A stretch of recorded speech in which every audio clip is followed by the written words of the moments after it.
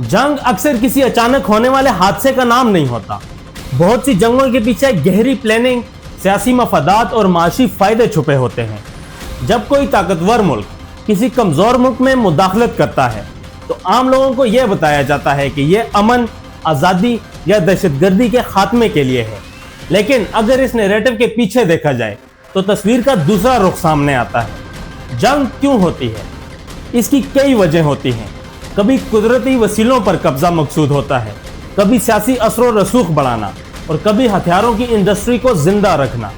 अलग अलग कहानियां सुनाई जाती हैं, मगर अक्सर इन सब की बुनियाद ताकत, मईशत और मफादात और कंट्रोल के खेल पर होती है। हर जंग के पीछे किसी न किसी किस्म का मफाद जरूर होता है, चाहे वो तेल हो, हथियारों की तिजारत हो या दुनिया पर अपना दबदबा कायम रखने की कोशिश। इसमें एक अहम पहलू कुदरती वसीले यानी नेचुरल रिसोर्सेज भी हैं। इराक और लीबिया तेल की दौलत रखते थे, जबकि अफगानिस्तान में लिथियम और दूसरी कीमती मादनियात की बड़ी मिकदार मौजूद है। ऐसे ममालिक अक्सर दुनिया की बड़ी ताकतों की तवज्जो का मरकज बन जाते हैं, क्योंकि कुदरती दौलत हमेशा जियोपॉलिटिकल इंटरेस्ट को जन्म देती है। दूसरा बड़ा पहलू है आर्म्स ट्रेड यानी असले की तिजारत। दुनिया भर में हर साल तकरीबन $2 ट्रिलियन मिलिट्री स्पेंडिंग पर खर्च किए जाते हैं। अमेरिका इस मैदान में सबसे बड़ा किरदार अदा करता है। वो सिर्फ अपनी फौज पर खर्च नहीं करता, बल्कि दूसरे ममालिक को हथियार फरोख्त करके भी बहुत बड़ा मुनाफा कमाता है। जब भी किसी रीजन में जंग या टेंशन बढ़ती है तो आप एक चीज नोट करना कि बोइंग, लॉकहीड मार्टिन और रेथियन जैसी डिफेंस कंपनीज के शेयर अक्सर ऊपर चले जाते हैं। यह सिर्फ इत्तेफाक नहीं है, बल्कि एक ऐसा निज़ाम है जहां जंग और माशी मफादात कई मरतबा एक दूसरे से जुड़े नजर आते हैं। अब बात करते हैं अमेरिका की, क्योंकि इस मौजू में उसका रिकॉर्ड काफी नुमाया और बहस तलब रहा है। मुख्तलिफ रिसर्च सोर्सेज जैसे विकिपीडिया और CSR के मुताबिक अमेरिका ने 1776 से लेकर आज तक दुनिया भर में सदियों पर मुश्तमिल मिलिट्री इंटरवेंशंस किए हैं, जबकि दर्जनों बड़ी जंगों में भी हिस्सा लिया। दिलचस्प बात यह है कि फॉर्मली सिर्फ चंद जंगों को ऑफिशियल डिक्लेरेशन दिया गया, जबकि बाकी ऑपरेशंस को पुलिस एक्शंस, मिलिट्री ऑपरेशंस या ऑथोराइज्ड इंटरवेंशंस का नाम दिया गया। यानी कई मरतबा लफ्जों की तब्दीली ने भी जंग को सियासी तौर पर काबिल कबूल बनाया। और अगर तारीख को देखा जाए तो अमेरिका अपनी ज्यादातर हिस्ट्री किसी न किसी मिलिट्री कॉन्फ्लिक्ट में गुजारता रहा है। इस वजह से कई तनकीद निगार ये सवाल उठाते हैं कि क्या एक ऐसी सुपर पावर जिसकी सियासत और माशी निज़ाम का बड़ा हिस्सा डिफेंस इंडस्ट्री से जुड़ा हो, वाकई लंबी मुद्दत तक अमन को अपनी प्रायोरिटी बना सकती है।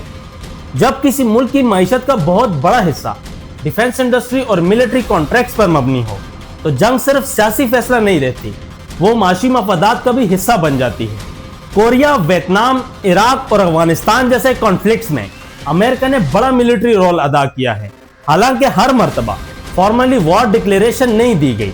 वियतनाम इसकी एक नुमाया मिसाल है, जहां हजारों अमेरिकन सोल्जर्स मारे गए, मगर कांग्रेस ने कभी रस्मी तौर पर भी जंग का ऐलान नहीं किया। इस वजह से बहुत से स्कॉलर्स और एनालिस्ट इस निज़ाम को अकाउंटेबिलिटी के हवाले से तनकीद का निशाना बनाते हैं। सेकेंड वर्ल्ड वॉर के बाद अमेरिका ने खुद को एक ग्लोबल सुपर पावर और कई मरतबा वर्ल्ड पुलिस के तौर पर पेश किया। कोल्ड वॉर के दौरान सोवियत यूनियन के असर रसूख के लिए लैटिन अमेरिका, अफ्रीका और एशिया के कई ममालिक में मुदाखलत की गई। तनकीद करने वालों का कहना है कि कई मरतबा इन इंटरवेंशन का मकसद सिर्फ आइडियोलॉजी का मुकाबला नहीं, बल्कि जियोपॉलिटिकल इन्फ्लुएंस और स्ट्रेटेजिक मफादात का तहफ़्फ़ुज़ भी था। लेकिन यह मसला सिर्फ अमेरिका तक महदूद नहीं, दुनिया की कई बड़ी ताकतें अपने जियोपॉलिटिकल मफादात के लिए कॉन्फ्लिक्ट्स और मिलिट्री प्रेशर का सहारा लेती रही है।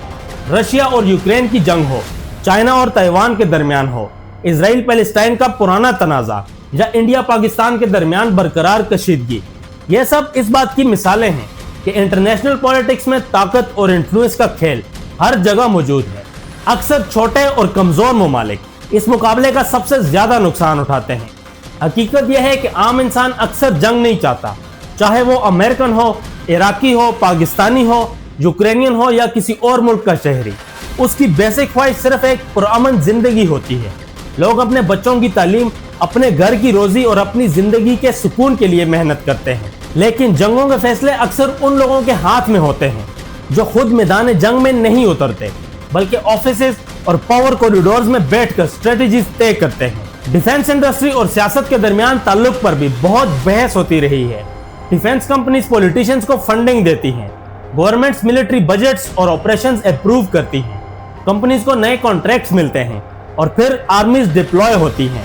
इस पूरे निजाम को कई एनालिस्ट एक ऐसे साइकिल के तौर पर देखते हैं जहां माशी मफादात और सियासी ताकत एक दूसरे को मजबूत करते रहते हैं, जबकि असली कीमत आम लोग अदा करते हैं। जब तक जंग से मुनाफा कमाने वाले लोग अमन से ज्यादा ताकतवर रहेंगे, तब तक कॉन्फ्लिक्ट्स का सिलसिला मुकम्मल तौर पर रुकना मुश्किल रहेगा। इसका हल क्या है? यह सवाल आसान है, मगर इसका जवाब इंतहाई पेचीदा।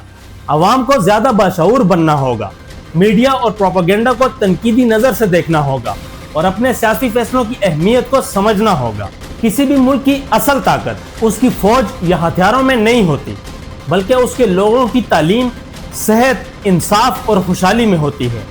जब तक दुनिया अमन को माशी और सियासी मफादात पर तरजीह देना नहीं सीखेगी, तब तक जंग का यह दायरा किसी न किसी सूरत में जारी रहने का खतरा रहेगा।